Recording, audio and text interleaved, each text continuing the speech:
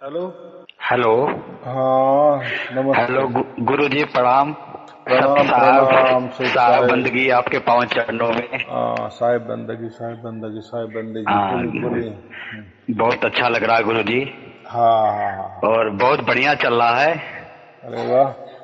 हाँ, दायरा दायरा बढ़ गया इसका। ये पूरी हाँ तरह हाँ। से नहीं हुआ है लेकिन दायरा बढ़ गया है। बढ़ेगा बढ़ेगा बढ़ेगा। हाँ, और बंधन काट मिलाए राम, आप बंधनों को काट करके वैसे रमे हुए राम से मिला रहे हो आप जीवों को। देखो, ऐसा है, आपका ही भाग्य है। बराबर। जी जी जी। आपके भाग्य से आपको प्राप्त हो रहा है वो, ना कोई मेरी कृपा से। जी जी आपने बहुत सारा किया है, आपको पता नहीं बस बाकी क्या है। जी जी जी। और उसका फल दे रहा है ना, क्योंकि परम जो सत परमात्मा है, जितना हमने परमात्मा के प्राप्ति के लिए किया, तो उसके वचनों के अनुसार वो हमें प्राप्त हो रहा है। बिल्कुल बिल्कुल। ये तो बड़ी उपलब्धि है ना। इसलिए तो सत्य कहा है, परमात्मा सत्य क्यों कहा है, कहते हैं। हाँ, कोई ये नास्तिक, साहब। जैसे नास्तिक लोग बोलते हैं ना, अरे आप कितना भी परमात्मा का करो, भगवान का करो, कोई मिलने वाला नहीं, कुछ नहीं मिलता। अरे वो बहरा है, गूंगा है, वो नहीं सुनता है किसी की। जी लेकिन जी, जब हमें अभी प्राप्त हो गए तो अभी समझ में आया ना, मिलता ही है। मिलता ही है, हाँ, प्राप्ति होती है। और हम्म, परमात्मा खुद प्राप्त करता है। करता है। बराबर, जी क्योंकि जी सब वो रजिस्ट्री उसके पास होती है ना, कब होना है इसको प्राप्त, कब नहीं, कितना बचा है, होने दो, शुद्ध पवित्र होने दो, भाग्य का वो होने दो, भाग्य का खेला ये सब। पूरा भाग्य जी जी। होता है तो बराबर दौड़ के आता है। बोलो बोलो। वो जो है 84 बंधन में किस तरह से पड़ा हुआ है। बार बार जन्मना, बार बार मरना, पुनरपि जन्म पुनरपि मरणम, लक्ष्मी भरम के पग पे आए और अपनी पासा पर 84 जाए।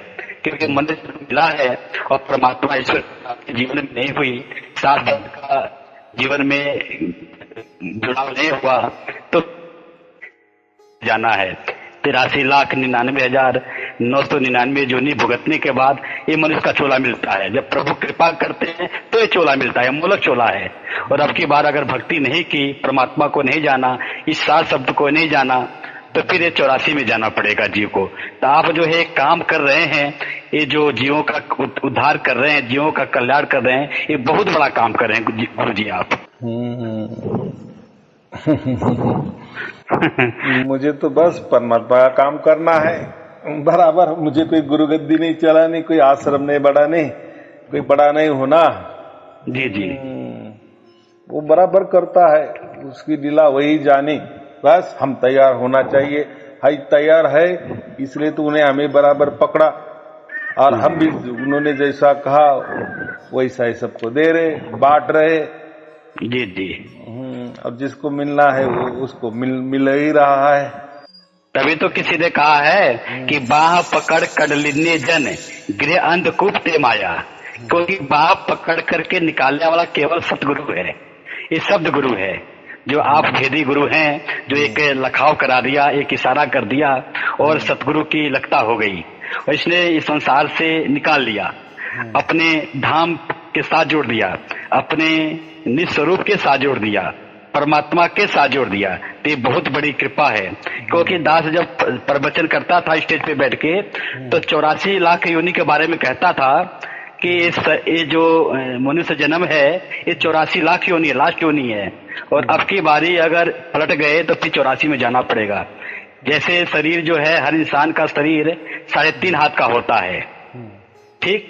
और 3.5 हाथ का होता है, तो एक एक हाथ में जो है दो बित्ता होता है। अंगूठा से और कानी उंगली तक हम करते हैं तो एक बित्ता होता है, पूरे में बित्ता बोलते हैं। तो दो बित्ता का एक हाथ होता है, यानी 7 बित्ता का जो है इंसान होता है। हर इंसान जो है अपने बित्ता से 7 बित्ता का होता है, यानी 3.5 हाथ का होता है। और एक बित्ता में 12 अंगुली होती है, 12 अंगुल का एक बित्ता होता है, तो 12 सत्ते 84, तो 84 अंगुल का इंसान होता है। इससे प्रमाण होता है, ये सिद्ध है कि हर इंसान का जो योनि है ये 84 लाख योनि है। और एक एक प्रमाण और मिलता है गुरु जी, एक प्रमाण ये है कि इंसान ऐसा एक योनि है कि इंसान सारे जीव का बोली भाषा बोल लेता है। कुत्ता का, बैल का, बकरी का, पक्षी का, पशु का, हर जीव का बोली बोल लेता है। इससे भी प्रमाण होता है कि ये जो इंसान आया है ये सारे योनियों से गुजर के आया है, सारे योनियों में से भटक के आया है। ये 84 लाख योनि है और अब की बार अगर चुक गया तो फिर 84 में जाना पड़ेगा।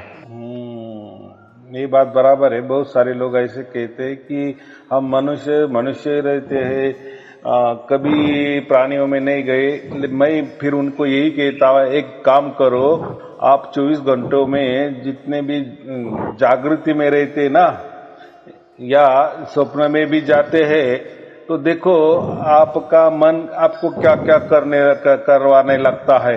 कभी आप पशु बन जाते हो, कभी महात्मा बन जाते हो, कभी करुणामय बन जाते हो, तो कभी हिंसा के ऊपर आप उतारू हो जाते हो। तो ये अलग अलग जो प्राणियों के स्वभाव आपके अंदर कैसे उतरते हैं फिर? जी। हाँ, तो एक्चुअली में मनुष्य का जो स्वभाव है वो प्रेममय है ना, करुणामय है। वो क्यों नहीं फिर दिखता? फिर क्यों एक दूसरे को मारने के ऊपर उतारू हो जाते हैं? बराबर, क्यों दूसरे का मुझे चाहिए इसमें ये उतरते? जैसे प्राणी कैसे झगड़ा करते हैं, जैसे दो कुत्ते होते हैं उनको भाकरी डाल दो तो कैसे झगड़ते हैं, वो भाग लेता है उसको, तो ये भागने वही टुकड़ा जो होता है भाकरी का, ये भागने कोई करते, यानी दोनों में झगड़ा चलता है। वो भाकर तो बाजू में रह जाती है, बराबर। तो ये ऐसा क्यों? तो हमारे अंदर ये जितने भी प्राणी है ना, तो उसके स्वभाव के अनुसार हम रहते हैं, चलते हैं। हाँ, तो ये होता ही है, यानी हम उनके अंदर गए हैं, यानी हमारा जन्म हो चुका है, तो थोड़ा वो रह जाता है हमारे अंदर। हाँ, उस योनियों से भटक के आए हैं। हाँ, उस योनियों में से भटक के आए हैं। हाँ, ये प्रमाण है, एकदम बराबर है। जी। और ये जो एक काम आप कर रहे हो ऑनलाइन के माध्यम से, जो हम ये गुरुवाणी है जो इसको हम सुन रहे हैं, तो इससे जो है बहुत सुख मिल रहा है और एक तो साल शब्द की प्राप्ति हो रही है और संतों की सेवा से अन्य प्रकार के सुख हैं। लिखा भी ऐसे ही है कि 5 बार गंग जाए, 12 पंच प्रयाग नहाए, तैसे पुण्य होता है एक संत के नलाए का। अगर 5 बार कोई गंगा गया हो और 5 बार कोई जमुना गया हो, 5 बार कोई प्रयागराज गया हो और एक संत को, जो संत है, जो साल शब्द को जानने वाला है, अगर उसको स्नान करा दिया जाए श्रद्धा से, तो वो फल प्राप्त हो जाता है। फिर आगे भी कहा कि संत को पिलाए पानी भाव कर कुरुक्षेत्र, संत को पिलाए पानी भाव कर कुरुक्षेत्र, अश्वमेध यज्ञ होते संत के पिलाए का। अगर संत को कोई श्रद्धा पूर्वक 1 गिलास पानी पिला देता है, तो जैसे अश्वमेध यज्ञ किया जाता था, घोड़ा छोड़ा जाता था, उस घोड़े को कोई पकड़ता था और पकड़ने के बाद जो है फिर लड़ाई होती थी, फिर जीतता था तो अश्वमेध में यज्ञ करता था। लेकिन उसका अगर फल प्राप्त करना है तो किसी संत को 1 गिलास पानी श्रद्धा पूर्वक पिला दो तो फल प्राप्त हो जाएगा। फिर आगे कहा कि सत मंदिर कंचन के उसार दिने, सत मंदिर कंचन के उसार दिने, तैसो पुण्य होते गुरु शब्द के बिठाए का। अगर 7 सोने का महल मंदिर बना के कोई दान किया हो और किसी के पास हो ही ना वो समर्था और उसका फल प्राप्त करना है, तो एक भी गुरु बाड़ी किसी के हृदय में आप बैठा दो, वो हृदय में बस जाए, 7 शब्द की प्राप्ति जीवन में हो जाए, तो उसका फल स्वतः प्राप्त हो जाता है। फिर आगे कहा कि 20 बार साधु दर्शन किया काहू, 20 बार साधु दर्शन किया काहू, तैसो पुण्य हो तो पग चाप के सुलाए का। अगर 20 बार कोई सतगुरु का दर्शन किया हो, जो शरीर में भेदी गुरु है, अगर कोई 20 बार दर्शन किया हो और कोई 1 बार भी न किया हो, अगर किसी संत का, जो संत किया है दर्शन, उसका पांव चाप करके उसको सुला देते हैं, उसकी सेवा कर देते हैं, तो वो फल प्राप्त हो जाता है। तो संत के सेवा में कितना बड़ा फल है, कितना बड़ा सुख है, कितना बड़ा आनंद है। तभी तो कबीरदास ने कहा कि तीर्थ नहाए एक फल, संत मिले फल चार, सतगुरु मिले अनेक फल, कहे कबीर विचार, कहे कबीर विचार। तो मेरे साहब आप बहुत बड़ा काम कर रहे हो, रूह गदगद हो जा रही है, रूह आनंद हो जा रही है मेरे साहब, बहुत बड़ा काम कर रहे हो आप। बराबर बराबर जी बराबर है, एकदम बराबर बात की। सब लोग समझ रहे हैं। और कैसा है, कोई ये ऐसा ट्रिक नहीं है कि थोड़ा सा पहले लोगों को कैसा लगता है कोई ऐसा चमत्कार होना चाहिए, जैसी जादूगिरी होती है ना, फिर लोग उसके जी जी ऊपर ज्यादा भरोसा रखते हैं।